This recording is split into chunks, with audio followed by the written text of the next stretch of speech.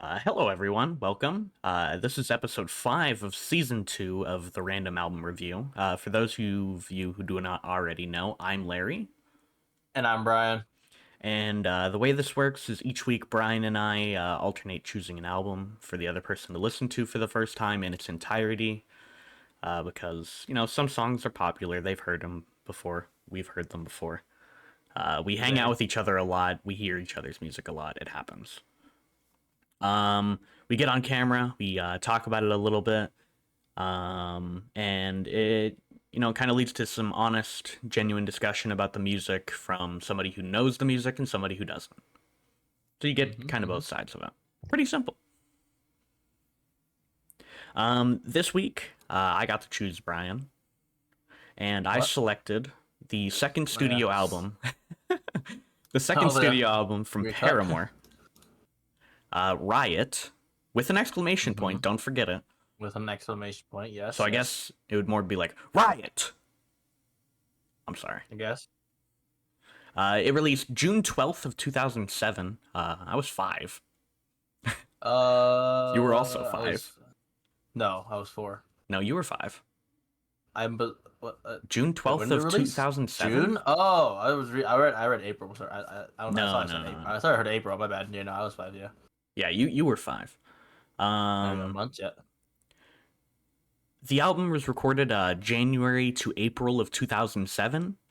And one thing that I always think is really crazy is at the time, Hayley Williams and the other members, they were all very young. Hayley Williams was 19. That's crazy.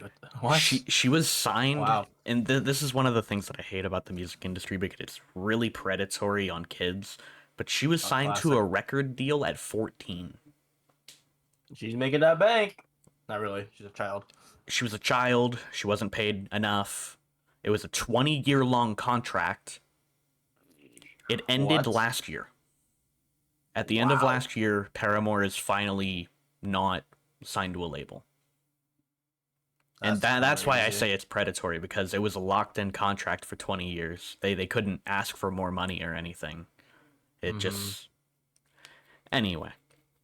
The album is crazy. We love the music industry. The album is certified 3 times platinum in the US, meaning it has sold 3 million records. It peaked at number 15 on the Billboard 200, number 4 on the US rock albums, and number 2 on the US alternative charts. Wow. Yeah, they unfortunately had to wait a little bit longer to get their number 1 hit. I believe their next album, Brand New Eyes, may have done it, and if not that, then their self-titled Paramore, I believe, did in 2013. Hayley Williams explained the album title being Riot because when the members of the band were working together on the ideas and the lyrics for the songs, they compared it to being a riot, saying thoughts and emotions were coming out so fast that we couldn't even control them.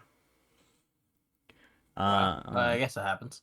Yeah, I mean, it a very emotionally charged album, so I can imagine, like, somebody says something and somebody's like, oh, yeah, that's a great idea, but, like, maybe add this or do this instead. All young, angsty teenagers and, like, young musicians. Yeah, it's kind of bound. The album was released through Fueled by Ramen, the record label. I've heard of them. They have worked with artists in the past, such as Gym Class Heroes. I don't know if you recognize that name. Gym Class Heroes and Adam Levine. Yeah, you know. I love that song. Jimmy World, we've seen them. I know and them. we're going to see them again. We're going to see them again. Paramore, obviously. Panic at the Disco. Really? That's crazy. Sorry. Panic at the Disco. Those are all past. And then currently still signed to Fueled by Ramen are A Day to Remember, All Time Low, Fall Out Boy, The Front Bottoms, and 21 Pilots, just to name a few. Oh. 21 I know Pilots. some of them. Still? They just released music. It's crazy. Yeah, I mean, after what they released, Stressed Out, they released like one other song that I remember, and then after that, I don't know what happened to them. They took a break for a while. I don't remember exactly why. I was not super big into 21 Pilots ever. They took a break for a while, and they just came out with a new album, and I've heard it's, like, decent, but anyway. Okay, enough. I thought it's like, I heard it was like I heard it's Garbage. I thought you were gonna decent, but say it's not like that. okay. It's not like anything to write home I about, you heard it's know. decent, but it's not like okay, okay, man. Get your words Come straight on. before you get canceled here. Come on. Anyway, enough with 21 Pilots, man. My bad. As I mentioned in the episode for This Is Why, Paramore has had a very rocky history among the members of the band. And between every album, they have 6 albums. Between their first 5 albums, they had a member leave or a new member join the band every single album until their most recent two. Ah. So at the time of Riot, uh, bassist Jeremy Davis was expelled from the band due to his lack of work ethic. Man, I cannot talk today. I think And participation in things that the rest of the band didn't agree with, according to their guitarist at the time, Josh Farrow. Josh, along with his brother Zach, who plays the drums for the band and still does, but he took a hiatus too. Again, rocky history. hmm The two of them together convinced Haley Williams to bring in Taylor York. Um, Haley Williams felt different and pushed for the reinstatement of Jeremy Davis, and after an agreement between the 3 members of the band, Davis was reinstated and York would join the band as a guitarist for their live performances. In March of 2007, just a couple months into recording the album, lead guitarist Hunter Lamb left the band to get married and would never return. So Taylor never York return. and Taylor York stepped up from being the touring guitarist to just being the full-time guitarist and has been ever since. And by technicality, he is the longest tenured Paramore member because Haley Williams did leave briefly in 2015 and 16 and 17, I Oh, think. oh, She left because she was really depressed at the time, and then she ended up working a little bit on her solo music, which is really good, by the way. kind of like a mental health reset. Yeah, and I mean, Taylor York was completely understanding of it. He, if I'm not mistaken, I believe he even like pushed for her to take time away, and he was the only member of Paramore for like a year, basically, until Oh, one day, things started to finally work out again. So before I get into the songs really quick, I did just want to say I do have the album. Hold on. oh yeah, you do. The vinyl collector, huh? Record guy. Unplug my mic. Did you? Unbelievable. All right, so there it is. It's beautiful. Well, looks like the one right in the center of our screen. Exactly. The members of the band at the time on the back. This is obviously Haley Williams. That is Zach Farrow. Mm-hmm. This is his brother Josh. And then I believe this is Jeremy Davis over here. I don't know him quite well, so I could be mixing it up. I don't think Taylor York is on this record, even though he joined the band for it. And then this was the 25-year anniversary edition of the record label, Fueled by Ramen. So it is a special, like, all gray disc. It's kind of hard to see in its sleeve, but I'm not going to take it out of its sleeve for this. Center looks cool. Yeah, the center's really cool. It's black on the one side and then the album, like, the white on the other side. And it just Ooh. differentiates for whatever side of the record it is. Nice. Very cool. Very awesome. Thank you, Graham's Record Store. I love you. Getting into just a few of the songs pretty briefly. You have the very first song on the record, For a Pessimist, I'm Pretty Optimistic. It's a song about putting your faith in someone else and watching them ruin it in front of your eyes and then addressing that person directly and telling them, how they betrayed you and ruined your trust and everything of the sort, essentially. Wow. Yeah, it's... And I think if I read completely somewhere, they really struggled with naming the album for a really long time. Or not naming the album, naming the song for a really long time. And just one day in the studio, Haley Williams just kind of had For a Pessimist, I'm Pretty Optimistic pop into her head. And I don't know, it's kind of fitting for her character, I would say. So then you have That's What You Get, the second song on the record, very popular. It is a song about being in love with someone even though your head is telling you otherwise, and that they're just going to hurt you in the end, but in a strange way, the pain still feels good because you are still feeling something in the end. Ouch. Yeah. Um. Like, you I've seen. I've seen. really, I've seen. I've really didn't need to do that to me, alright? seen a few anime like that. Real. It was a suck to watch. They hurt. It feels like your It heart's hurts. being punched That's repeatedly. why I don't watch. That's why I watch wholesome stuff. Can't watch action stuff anymore. It's too much. My heart can't Woo! take it. Yeah, This is. real. Anyway, uh, the fourth song on the record, probably the biggest song on this record, and by many people's accounts, the record or the song that really took Paramore from being here to here, way up on the scale. You have Misery Business.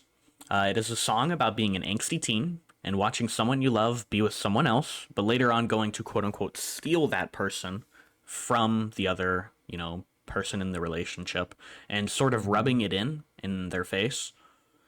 Mhm. When discussing Misery Business, Haley Williams was quoted saying, "When I was 13 or 14 and I had a crush on Josh, he didn't like me back then, and he would go to hang out with his girlfriend, who I wrote Misery Business about, and I was being a dick." Said that in her Mm. own words. At least she. Um, At least she took it. she She didn't, wasn't gonna sugarcoat it or anything. yeah, she didn't say that until 2020, well after Josh had left the band, and I mean, obviously, like 13 years after Misery Business came out.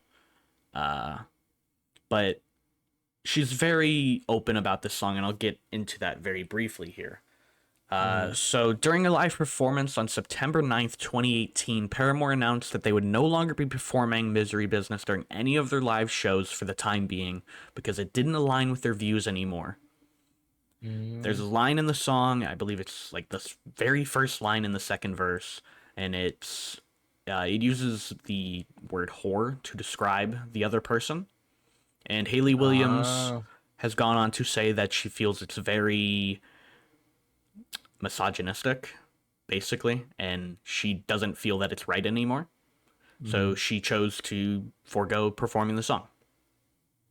She feels I like she's see. grown up. I mean, obviously, she's not a 13 or 14-year-old who wrote this song anymore. A 17-year-old, 18-year-old who recorded the song. So she feels like she's grown up a lot as a person, and she took the song away. Um, Yeah.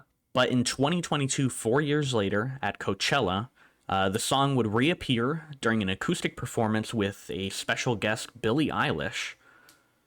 And Well. then, crazy. And then later on in 2022, and then throughout most of 2023 on the This Is Why tour, the song would be played for a majority of that tour. Finally coming back, and Haley Williams has kind of come to terms with the song and understanding that it was a different time in her life, and she can be ashamed of it, yes, but she can still perform the song and her fans still enjoy the song. So Mm-hmm. the last song I wanted to touch on here pretty briefly is Crush Crush Crush. The song is about two people who have mutual feelings for one another, but due to personal insecurities and other people surrounding them in their lives, the two of them never bloom into anything more than just being friends who have a crush on each other. Members of the band have gone on to describe the song as being the dark side of having a crush on someone. Angsty teens. Angsty teenagers. Who would have thought? Who'da thunk? Who'd have thunk? So Brian, I haven't asked you yet, Yes, Larry. and I know you Yeah. didn't talk about this earlier, but what were your initial thoughts? Well, I saw Paramore. I recognized Misery Business while I was on this, so I was like, all right, should be something similar to that. It's that kind of music, or not music, but you know what I mean, that kind of genre. And I don't know, it's pretty good. I liked it. It wasn't too bad. Solid listen. Was this a work listen? pretty sure I listened to it yesterday. Okay, I did send it late this I was week. hanging out with my friend. I was like, oh yeah, I gotta listen to this album. So you guys don't mind? I sent it very late this. Put I this sent on. it Friday, so and you were You said you would have sent. You said you would have sent the end of the day, 4th of July. You're like, yeah, all right, yeah, yeah, I yeah. got you. Listen, and then things Nothing. happened. Okay, all right. We went and Things hung out happen, he later in says. the day after we went fishing, so things happened. Okay, Yeah. an incident happened. It's all right. Incident. Um, involving certain drinks. Oh yeah, yeah, yeah. A I guess. certain big blue bottle. Anyway, Brian, Okay. Yes, Larry. what are your favorite songs? What stood out? Um, this might sound weird, but I guess the only song I could say that, like, in terms of, I mean, all of them are good. They're not bad. Mhm. Like, nothing's bad. Misery Business. I just like it a lot. It's a great About song. it. I It's a mean, good song. Yeah. there is a reason why that song is still played on the radio today. Mm-hmm. And When It Rains is pretty good too. When It Rains is really, I do really like When It Rains. Mhm. Very slept on song, admittedly. Seems so, according to the streams. It is, I think. And I mean, When It part of that Rains. is just Yeah. this album's age. Like some of these songs, they're so popular and they've been played for so long now. I mean, looking at it here because I have the numbers pulled up as well. Misery Business has 820 million plays, but then the least played song in the album, Miracle, has 27 million, which is still a ton of plays. But Well, that no, the gap, acoustic version has less actually. well, yeah, but the acoustic version that's a bonus track. Yeah, Not even on my LP back there. It's not. No, it's not. Wow, he got scammed. I did. Trolled. Admittedly, if they were gonna throw that the 3-minute version of Misery Business, the acoustic, I think they would have to include another disc because I don't think the disc is big enough. They would have to include Probably, like one maybe. little small disc, like a little 45 or something. Yeah. So personally, I really like. I mean, obviously, Misery Business, timeless classic, absolutely. That's What You Get, another really popular song of theirs. I really love. Crush, Crush, Crush is my absolute favorite Paramore song as a whole. Incredible banger, very slept on this album, I would say too. In terms of the big hitters, I think it goes kind of under the radar. We Are Broken is also incredible. Haley Williams' performance on We Are Broken makes me cry. I would die to hear that song in real life. Fair. Yeah. So, Brian, I Yeah. think I know the answer. Do you have any songs that were like really bad or like smelly? Yeah, every song that you said, I didn't. Oh, really? I'm good. Yeah. I Oh. hated them. I'm joking. No, just nothing. I don't. What if I cry right now? Then I'll hate them. You cry, you're weak. I hate them. It's over. Yeah, I'm with you on this one though. I don't have a song that really stands out on this album as being a bad song in any way. I really like every song, and the album flows really well, and it has its ups, it has its downs. It's a good album overall. Speaking of how good it is, Yeah. Brian, it's the most Is it important time? part of the week. Let's go. What are you giving this album out of 10? I give it a 7.8. I don't remember. Do you remember what you gave This Is Why? Out of curiosity. 7.9. Oh wow, I'm like 0.1 lower. That's crazy. All right, fitting. So I'm gonna give Riot an 8.5 out of 10. I don't remember what I gave This Is Why. Okay. I can bring up the Pull up the time. spreadsheet. See the numbers. The numbers. I'm not Mason though. I know it's not Mason. You gave This Is Why a 9.25. Okay, that kind of aligns. That kind of aligns. Cleared it. Because I do love This Is Why. I love Riot too, but it definitely falls under. So that works. So Brian, anything big going on in life right now? Anything you want to talk about? No. All right. There's nothing going on. No. Well, I guess all I have is we went fishing on Thursday. We went fishing. No, we went fishing. Yeah. I don't think there were any fish in that lake. We saw them. but they No, wouldn't- no, no. I mean, we didn't see you, anything. you may have been tweaking, but I was stone cold.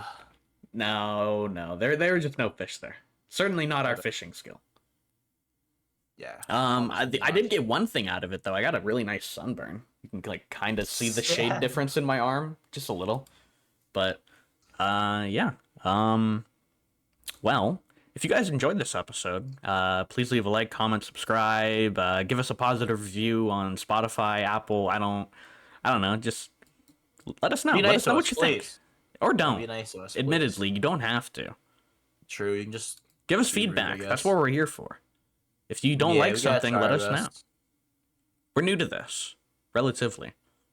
We've only been doing it for 9 months. That's crazy. 9 months, really? Yeah, October. That's kind of crazy. Holy crap. But yeah, leave us some feedback, and we will see you guys next week. See ya. See ya.